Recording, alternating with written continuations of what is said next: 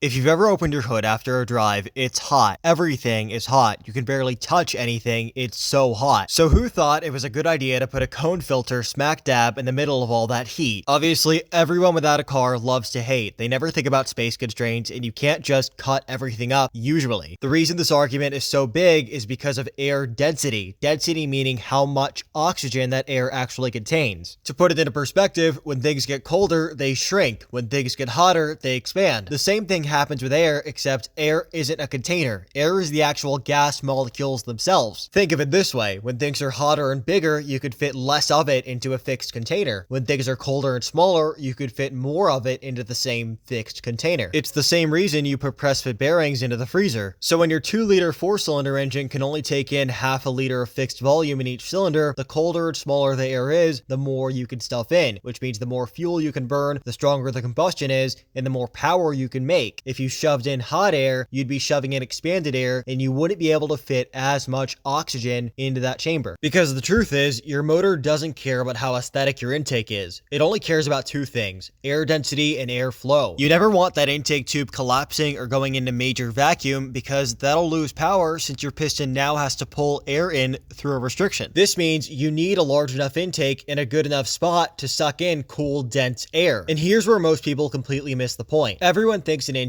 is just a tube with a filter. No, it's part of the engine breathing system. If that tube goes into vacuum, if it chokes, if it necks down, if it's too long or full of tight bends, the piston has to do extra work just to inhale. That's power you lose before combustion even happens. It's literally engine effort being wasted on sucking through a straw. So when people slap a cone filter in the hottest corner of the bay with a tiny pipe with a sharp 90-degree bend and then act confused when the car feels slower, yeah, that's why. Your engine doesn't care about the name brand. It doesn't care about how cold air is printed on the box. It doesn't care about the pipe being polished. It only cares about dense air and an easy path to get to it. That's it. Two things: density and flow. Everything else is marketing. If for whatever reason you need to route your intake through awkward areas and tight bends, use a large diameter intake like this intake built from 4-inch tubing. So what does a good intake actually look like? Well, it's stupidly simple. It pulls air from outside the engine bay. It has the shortest, straightest path possible, or oversized diameter if it'll be bent. It's wide enough to avoid vacuum under boost, and it stays cool. All the stuff people typically ignore because they'd rather chase noise. So hot air